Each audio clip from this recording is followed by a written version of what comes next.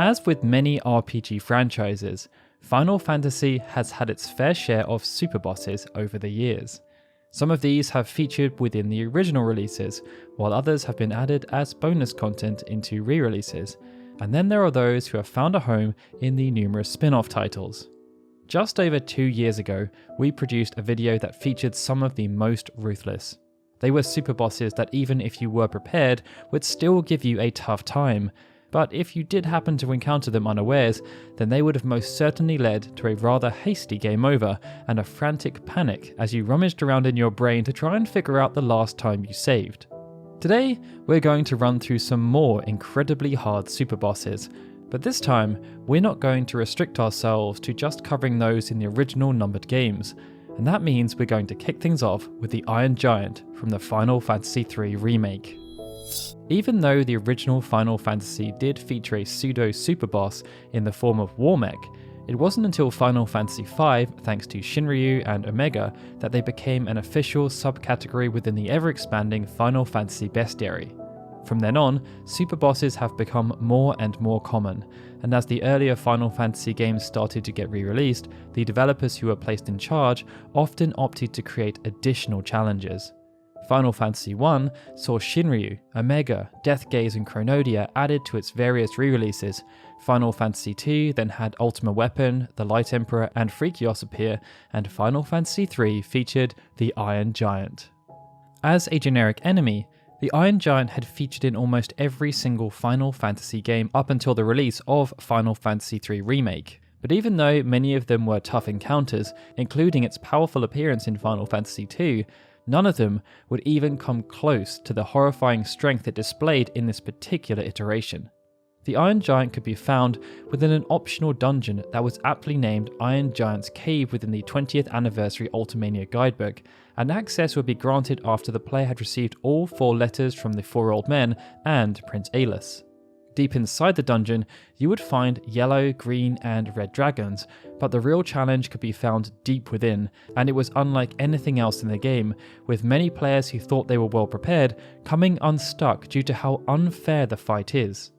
At the start of the fight, the Iron Giant has 199,999 HP, a considerable increase when compared to every other boss in the game, and to make matters worse, the Iron Giant can attack 4 times per turn, and its normal attacks inflict numerous status effects.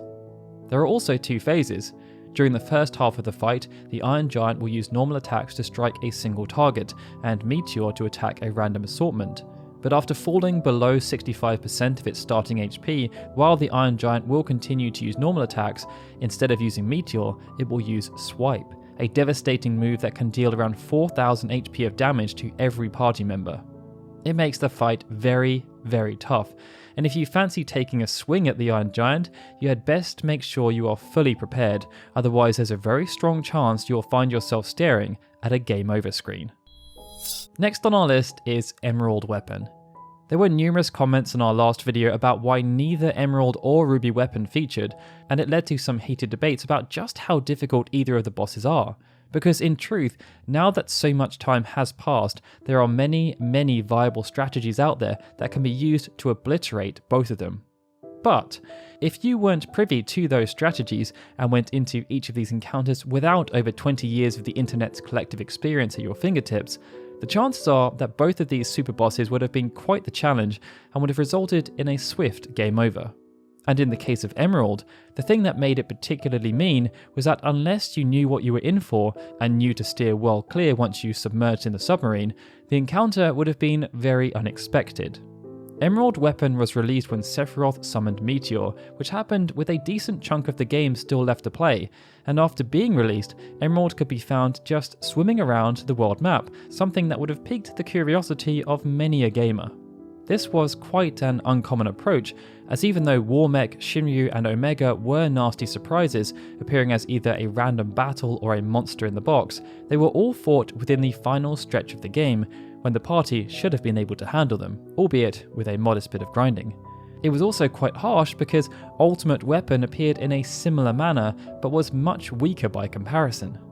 Should Emerald be encountered, Even with strong characters, it would need a bit more than just a few extra hours of grinding, as it had 1 million HP and uses some devilish attacks. A strict 20-minute time limit is also placed on the table to provide additional pressure. Ignoring the health and time limit, just surviving is another real problem because of those devilish attacks.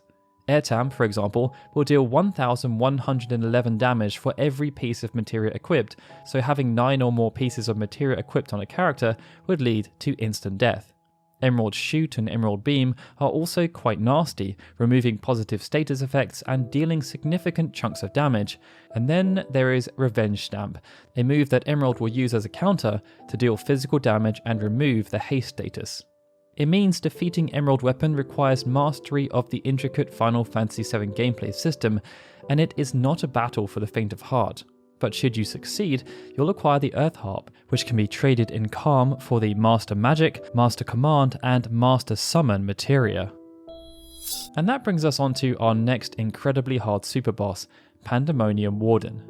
Throughout its many years, numerous high notorious monsters were added to Final Fantasy XI in order to challenge players and stand guard over valuable equipment. Many, with good planning, strategy and teamwork, could be vanquished, but there were two that no matter how hard players tried, proved impossible to beat. One was Absolute Virtue, and the other was Pandemonium Warden. To spawn this devilish foe, players would need to trade the Pandemonium key in the Idiwa subterrane, and this could be obtained by following through the rather lengthy Zeni Notorious Monster system that was introduced as part of the Artugan expansion. As with any new introduction of content, players raced to try and be the first to conquer it. But even though various link shells tried, defeating Pandemonium Warden proved to be impossible. Everything then exploded when a link shell called Beyond the Limitation attempted to defeat the Warden by throwing everything at it for 18 hours straight, and owing to their track record and relative skill, it led to the general consensus that they weren't losing through a lack of ability, they were losing instead because of bad game design. It led to an outpouring of support and plenty of media coverage, and in the end, Square Enix were forced to issue a statement where they said, "The past 2 weeks have seen considerable feedback from players regarding the amount of time required to combat the Pandemonium Warden, a recently implemented notorious monster. Discussion has spread significantly throughout forums, and it has become apparent that this is indeed an issue of major unrest in the community. That unrest led to Square implementing a series of changes that weakened Pandemonium Warden, Absolute Virtue, and the Jailer of Love so that this situation would not happen again. It saw the Warden receive a spawn time of 2 hours, meaning that if it had not been defeated within that time, it would despawn and vanish, preventing the continued play that had become the original source of aggravation. And today, although it is still tough, Pandemonium Warden is nowhere near the challenge it once was. But even still, it's always good to be prepared. Next on our list is Almighty Shinra from Final Fantasy X-2. This particular sub-boss was not included within the base version of the game. It instead arrived as part of Final Fantasy X-2 International and Last Mission, and has since made an appearance in the Western versions via the HD remasters. Unlike some of the original super bosses like Jack and Tremor, which could be found within the optional Via Infinito dungeon, Almighty Shinra was part of the Fiend Arena, and unlocking the opportunity to square off against Almighty Shinra was quite complicated in itself, as it required the player to gain access to the Fiend World Cup. This will require numerous enemies to be captured and transformed, something that built all the way up to Ultima Weapon and Omega Weapon. Should the Fiend's Tale of Omega Weapon then be completed, the Fiend World Cup will change into the Almighty Shinra Cup, where Shinra, who had been transformed after absorbing the Fireflies from Omega Weapon, would await as the final challenge. And what a challenge! Right at the start of the fight, Shinra unleashes Cleone, which hits 10 times against random characters for significant damage. Afterwards, it will cycle through using physical attacks alongside Ultima and Full Break, while also utilizing the haste effect for its own benefit. After dropping down to less than 25% health, Almighty Shinra will then use a move called Final Impact, and this will hit random characters 14 times, with each hit dealing damage equal to 12.5 of the target's maximum HP and MP. It makes Almighty Shinra quite harsh, and to even survive the initial move will require very high level characters with the right equipment and dress spheres. After that, there are always ways the fight can progress, but each of them require the player to be at the top of their game, and it makes Almighty Shinra quite the challenge. Another significant challenge can be found in Crisis Core Final Fantasy VII, thanks to the addition of Minerva. Upon appearing towards the end of Crisis Core, Minerva added an extra layer of complexity to the already quite complicated story of Final Fantasy VII, as it's implied that she is a supernatural being. Genesis even went so far as to suggest that Minerva was the goddess from Loveless, and to play along with that notion, outside of a small cameo in the story, this saw Minerva appear as an incredibly hard superboss. To gain the right to square off against Minerva, the player would need to undertake and complete the 9th wave of missions that related to the Great Cavern of Wonders. After progressing, the player would unlock mission 966 called the Reigning Deity, and after venturing down to the bottom of the Great Cavern of Wonders, Minerva would be found waiting. Compared to many of the other bosses faced throughout Crisis Core, Minerva represents a significant hike in difficulty, as not only does she have 10 million HP and just shy of 1 million MP, her special move, Judgment Arrow, can deal huge amounts of damage while also taking away MP, AP and removing all buffs including re-raise. Minerva can also use a move called Krista, a magical attack that deals high damage, and this is impossible to dodge without perfect timing or the use of the dash materia.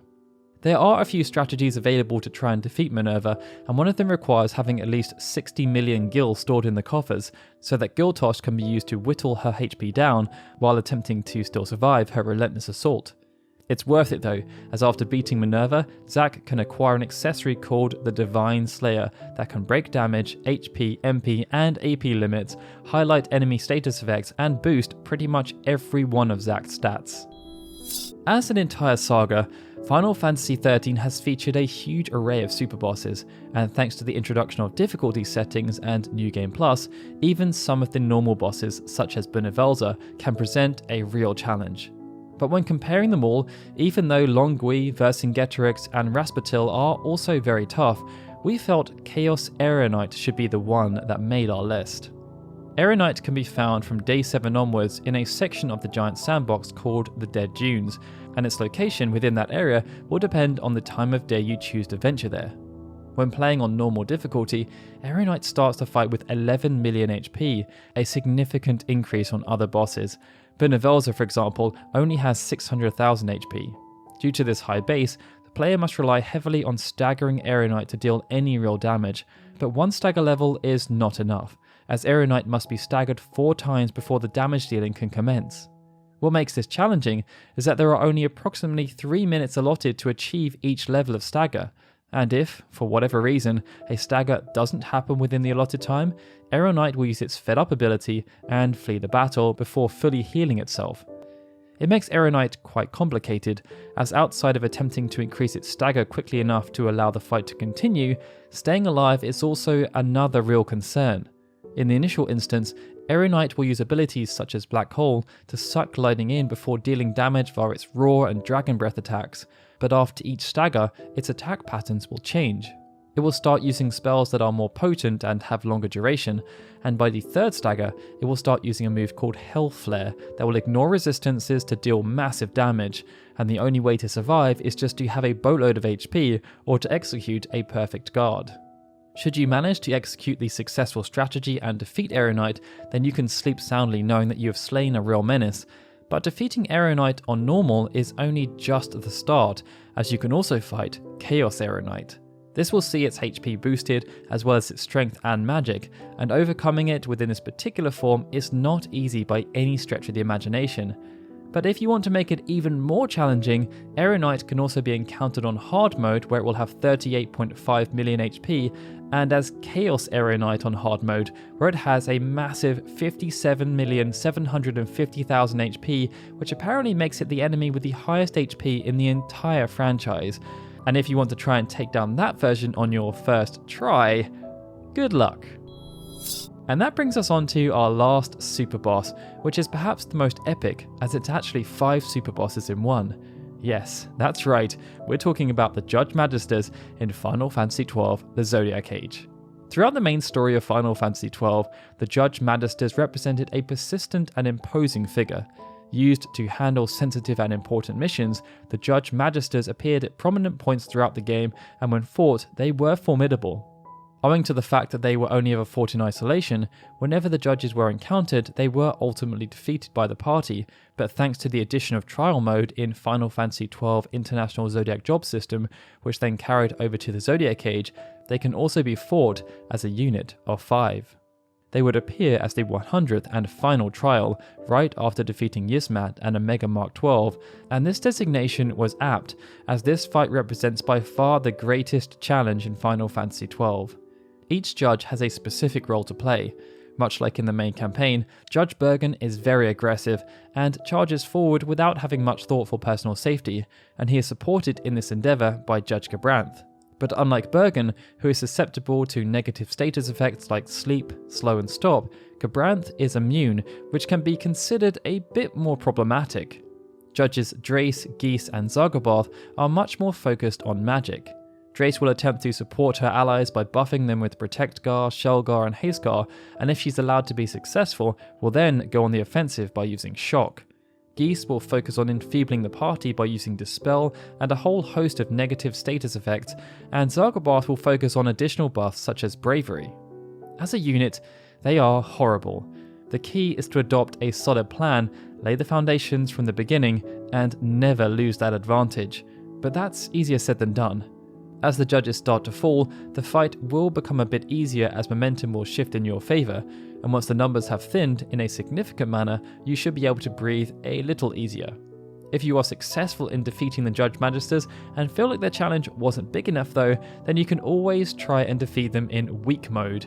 This was adjusted in the Zodiac Age to make it not quite as punishing, but Weak Mode is no walk in the park irrespective of which version you're playing, and defeating the judges in either represents a significant achievement. But yeah, with that, I think we're done. There were 7 more incredibly hard super bosses that we're pretty confident you didn't beat first time. Let us know in the comments below which you found to be the most frustrating, and of course, if you enjoyed this video then please do hit that like button and subscribe to our channel. Alright guys, this is Daryl signing out. I'd like to extend a big thank you to our Patreon and YouTube membership supporters, especially Rainy Eckham, Logan DJ and Benjamin Snow, who are super special Onion Knight supporters, and of course, a big thank you to everyone for watching this video. I hope to see you all again soon for more Final Fantasy goodness.